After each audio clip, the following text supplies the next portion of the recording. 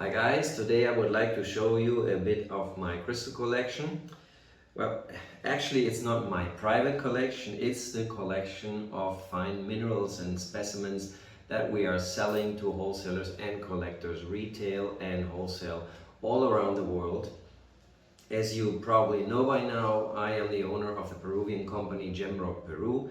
We started out 6 years ago as a small lapidary cutting shop, but then relatively fast got into selling crystals, producing jewelry, doing crystal mining by ourselves. So if you're wholesaling crystals all around the world, of course all these crystals coming from Peru, then thousands of specimens are passing through your hands. And when you have these huge amounts of crystals passing through your hands, there are always a few pieces that stick out. They are especially beautiful, they're especially rare, and what we did in all these years, we got a hold of all these very special crystals, and we built a collection that by now has about 600 pieces and is growing by the week. So we're actually now in these last weeks launching these crystals for sale to crystal collectors all around the world, and you can actually buy these crystals in our website www.gemrockshop.com. But now I would just for fun show you a few of these specimens, and today I was restricting my selection on the small pieces because there's a lot of people that collect crystals but they don't have a big apartment, a big flat, so they're looking for small pieces. And there is a lot of crystals that are absolutely exquisite, beautiful, even if they are small. So small is really not something that would diminish the value of crystals. Actually, some crystals only appear as small specimen. So let me share these crystals with you today and tell you a little about the geology and how we found them and present all these beautiful specimens to you. I like them very much. As I said, it's like the top collection, the top selection of what is passing through my hands. So each of these specimens for me is absolutely beautiful and stunning. So let's have a look. Of course, when we talk about crystals in Peru, the first thing that comes in mind is pyrite. Pyrite is probably the most known, the most commonly known type of crystals from Peru. So of course, let's start with pyrite. So our first crystal, of course, is a classical pyrite cube. Beautiful specimen of a relatively big cube. And maybe some interesting facts about this: cubes from Peru always show these lines, which are kind of growth lines, and you don't have that in the Spanish cubes. That's the characteristics of our cubes here. And if you look at this and turn it around, you can see that the lines are going in different directions on each side. Our cubes are also not cubes, they're actually rectangles, but doesn't matter.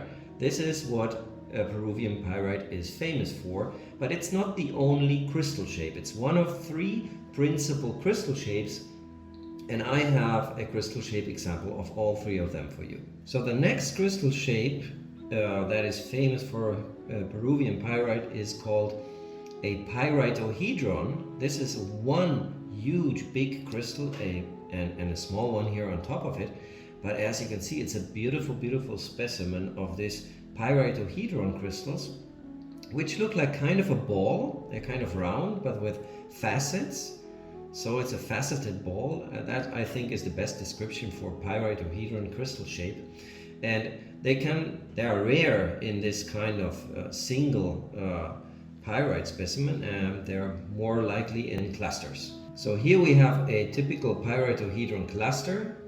Beautiful shine and a very nice, lovely specimen, small and exquisite. And here we have the third shape of crystals from pyrite. This is the octaeder shape. You just see the upper part here right now, which is looking like a pyramid, but it goes like a pyramid up and a pyramid down. It's an octaeder, 8 sides, and that is a beautiful cluster. I really love that one. Very shiny octaeder crystals on this.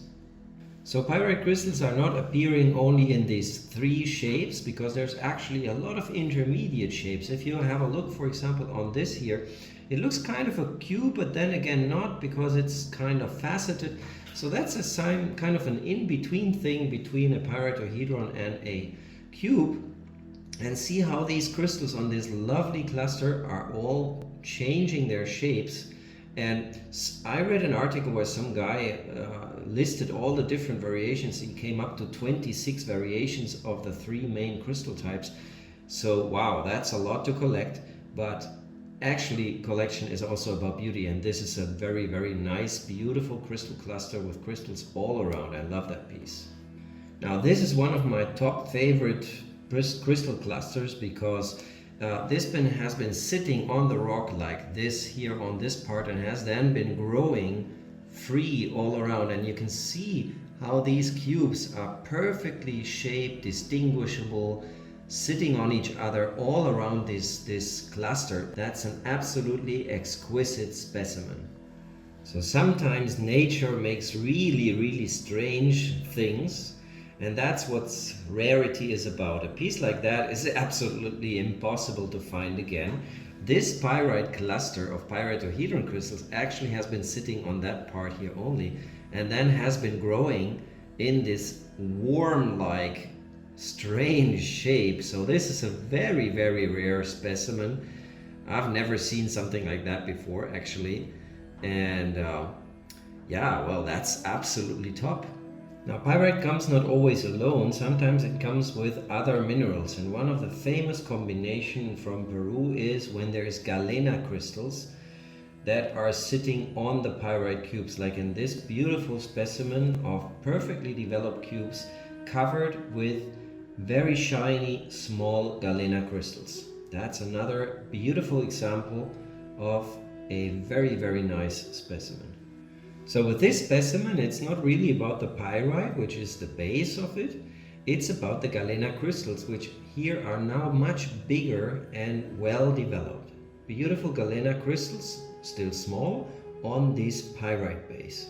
Another very, very beautiful specimen of pyrite clusters, pyritohedron crystals probably, and then these Galena crystals on top of it. And it's so beautiful because it has this structure, is not that plain and flat. It has actually like a kind of a cavey thing here. So it's just absolutely interesting and stunning to see this specimen. You can't look enough at that. It's one of a really, really beautiful specimen. Yeah, well, and talking about Galena, the Galena itself can make huge and very, very beautiful crystals. So this cluster, even if small, is one of my favorite Galena clusters, with these dominated by these huge crystals here in the center, and with a absolutely stunning shine. So really, this is an exceptionally beautiful Galena crystal. So pyrite, of course, also combines with quartz. So I have a few examples of that for you now. And let's start with this beautiful small cluster surrounded by small quartz crystals, and then these absolutely stunning, well-shaped cubes of pyrite. A real beauty to see from all kind of sides. Another fine example of a cluster that is consisting of quartz, small quartz crystals, and then you have these small pyritohedron pyrite crystals all over this crystal. Nice, interesting shape too. So another very, very beautiful example. Here we have another example. There's not that much pyrite on it, but look at the crazy shape of this quartz crystal. And then of course here you have these beautiful tiny little pyrites sprinkled into that quartz. Now look at this one. This is really exquisite. The quartz is clear, fine needles, and in these beautiful, perfectly shaped pyrite cubes in the bed of quartz. Absolutely stunning. I love that piece. Now this is definitely a different thing here. The quartz is getting much bigger, is clear, mixed with these beautiful cubes of pyrite. That is an amazing piece. for a collection of small crystals. You see, even if it's small, it still can be exceptionally beautiful. This is a very interesting mixture of three minerals on this cluster. We have this Pyrite cube, this beautiful Pyrite cube in the center, then we have Galena and sprinkled all around Galena. And then we have here a fluorescent calcite crystals. So let's have a look at this in the dark under UV light and see how it looks like then. Okay, here we have another beautiful specimen, a combination of 4 minerals. All the other crystals are sitting on a base of white quartz, and then we have beautiful pyrite cubes covered with sphalerite, and then there's a little tiny crown of fluorescent calcite crystals, which under UV light will have a beautiful red-orange shine. Now this is a huge quartz crystal sitting on a pyrite cube. Very exceptional specimen. Incredible piece. This is just an amazing specimen here. It's a huge quartz point, which then is covered by Tennantite, or better said, by a mixture of Tennantite and pyrite crystals. Just an amazing game of coloration and structures. Now let's get away from pyrite and look at something else that is very special here in Peru.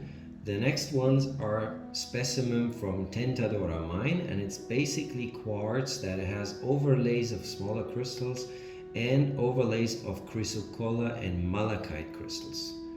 Very extraordinary, very colorful specimen, and very, very different than anything else that you can see normally.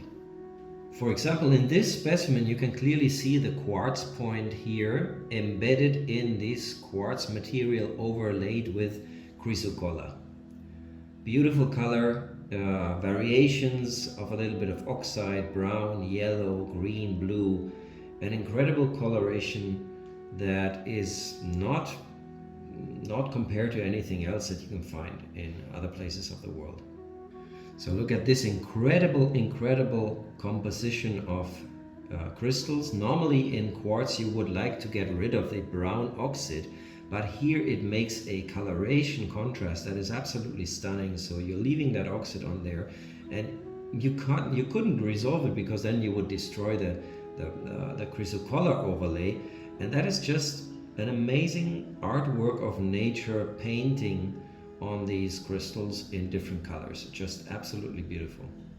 Now look at this quartz point with his overlay of Chrysocolla crystals. Chrysocolla makes botryoidal crystals, means bubbles, little tiny globes, and these are actually very big for Chrysocolla, normally like this, and here look at these huge ones, and they're all around these point glued to the surface. Absolutely beautiful formation of Chrysocolla crystals. So let's keep talking blue. This is blue Chalcedony. Oh, I love this one. This is an absolutely awesome example of blue Chalcedony crystal. Yes, that is blue Chalcedony, but now the crystals have made these long tubes. Very rare to find something like that. It's just amazing. There's always something more blue than blue, and this is probably the most blue crystal that you can find in the world. That is Chalcanthite, but it's not the lab-grown fake stuff from Poland. It's the real deal. This is natural Chalcanthite from Peru, and as you can see, Chalcanthite crystals are kind of rectangular, so this is not broken. This is how the crystal looks naturally. An absolutely stunning thumbnail example of Chalcanthite. Now here I have a bigger piece of Chalcanthite. As you can see, that's natural material. It has this brown dust always around it.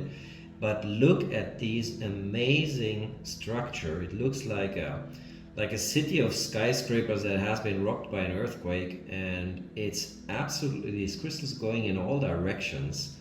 They're totally intact. It's a stunning, amazing thing to look at this crystal. I personally like this one very much. It's kind of odd shaped, but that makes the funny thing about this specimen. It's just like incredible. Another example of chalcanthite, and again the crystals going into all direction, no words for that. Awesome is the only one that I can imagine. Is all these chalcanthite crystals are just absolutely stunning, and it's so rare to get them. This is the first time in 5 years that we have got our hands on chalcanthite, natural chalcanthite. And there's always something that is better than all the others. Look at this, on this base of looking like a bow, like a bridge, and then you have all these chalcanthite crystals on it, and then this one single skyscraper dominating the entire landscape here. Absolutely is amazing piece, my top favorite in all these chalcanthites I've shown you. Let's change colors from blue to red. This is native copper.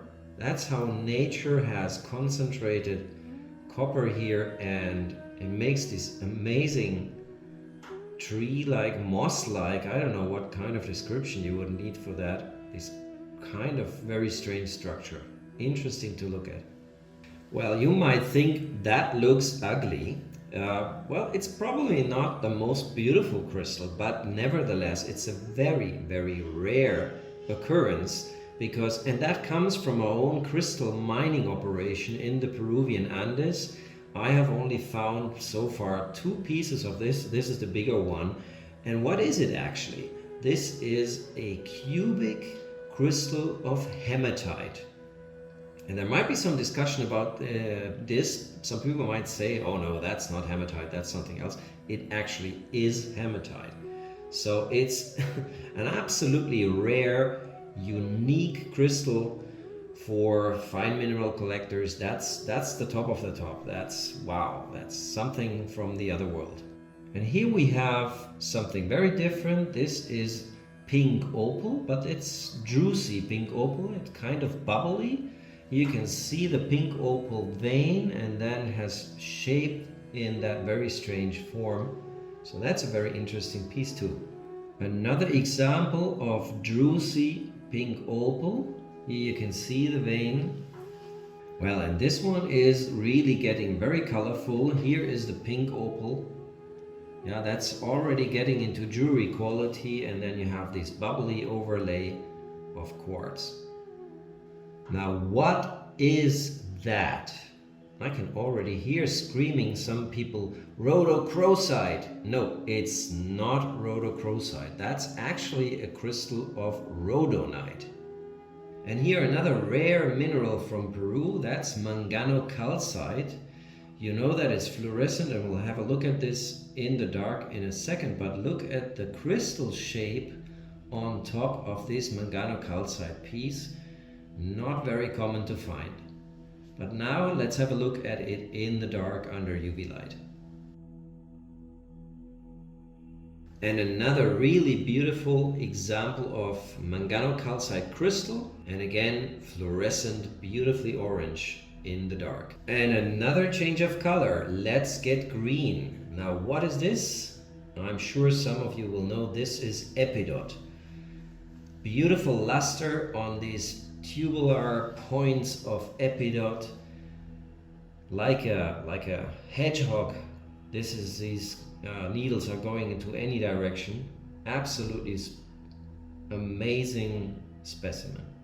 But now we're getting to something very special, because this is Epidote 2, but as you can see, the crystal formation is completely different. What we have here is a fan-shaped layer-like crystal. So it starts at a common point and then radiates out, and it's just a fine layer. And if you look at this from the upside, you see all these layers glued together, layer, layer, layer, and it looks actually like a moss, like a plant. You can see these fibrous structures all around the crystal, and this is a very, very rare specimen of crystal. Here I have another absolutely stunning example of that fan-shaped Epidote crystals, and I need to tell you something about this. This comes from our own crystal mining area in a skarn area.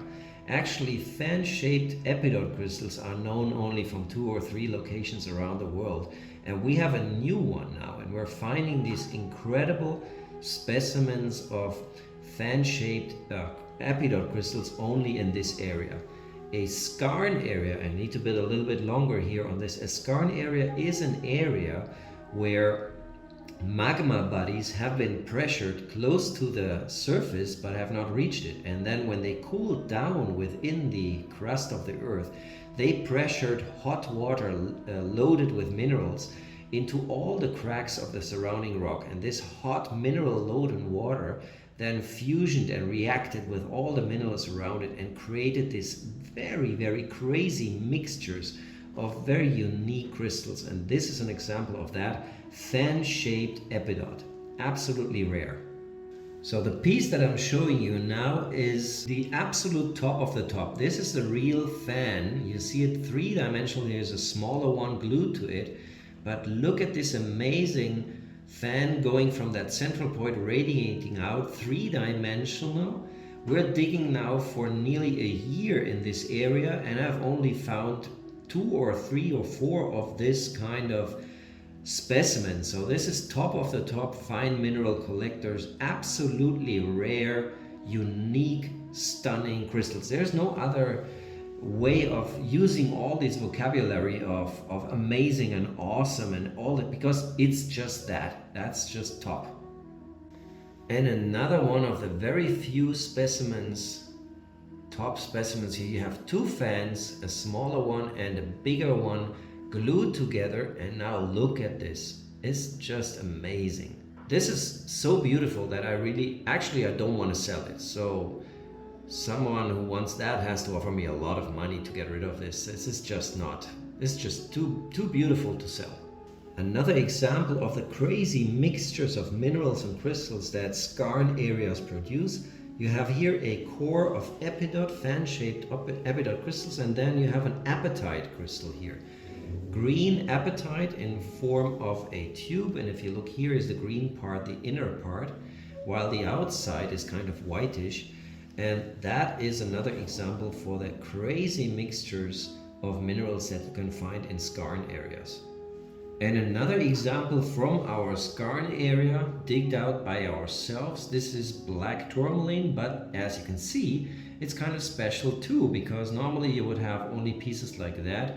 But on this cluster, you have them going like this, then going like that, and coming from here. So you have them in all kind of different directions. And that's also rare to find. And you see another example of tourmaline from our skarn area, excavated by ourselves, but there's something different here. Can you see it? Well, it's fan-shaped. It goes from a central point and then fans, radiates out and makes a fan-shaped tourmaline, black tourmaline crystal. A very rare thing, known from very few locations around the world, and well, we got one where you can find it. And another specimen of these fan-shaped crystal clusters.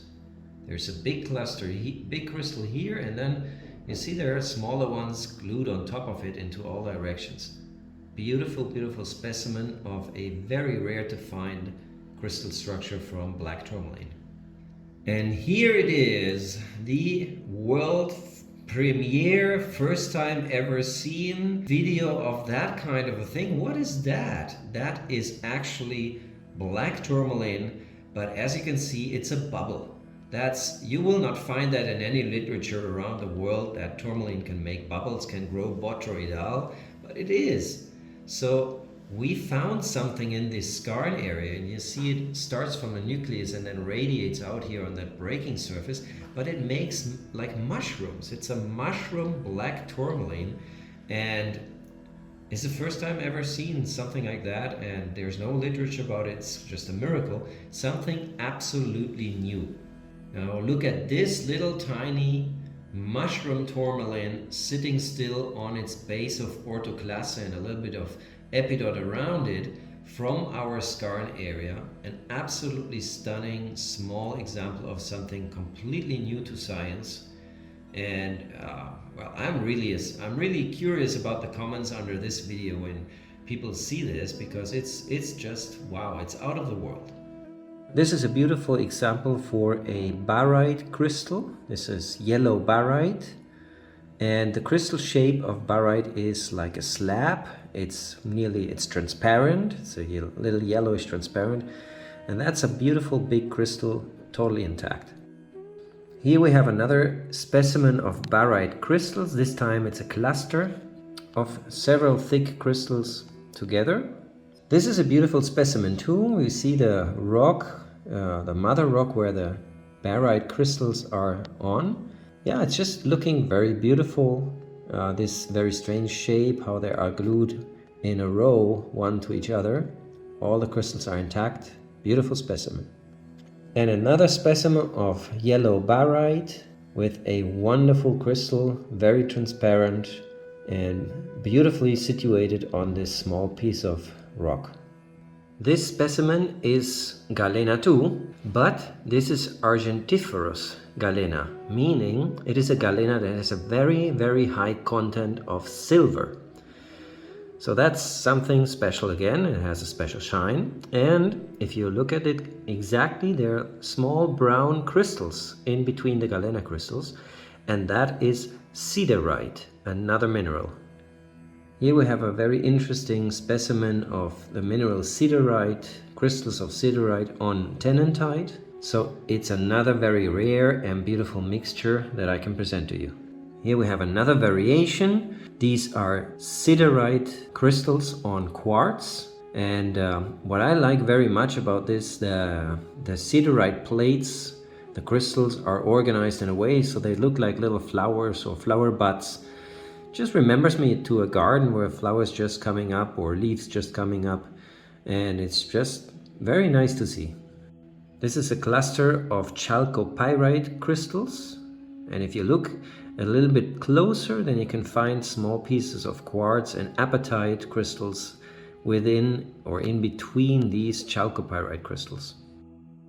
And here another very strange looking example of Siderite. It actually looks like a miniature mountain range or landscape or rocks that have been suffered wind erosion. You can get a lot of ideas about how this would look like if it would be really, really big. And yeah, it's a very, very interesting kind of specimen. Now look at this beautiful specimen of cave popcorn. Yeah, well, that's actually how it's called, cave popcorn. These are crystals that are coming out of the caves. Now look at this tiny but very exquisite example of crystals from the cave. Stunning, amazing, beautiful, small piece. Yeah guys, I hope you like this beautiful collection of small crystals. These are just the small ones, and I'm sure I'm gonna make another video with medium sized and then with the really big ones. So stay tuned, please subscribe to our channel, and you will find a lot of links below the video where you can see the crystals on the website. And yeah, make sure to like and follow and recommend this video, and I hope to see you again in the next one.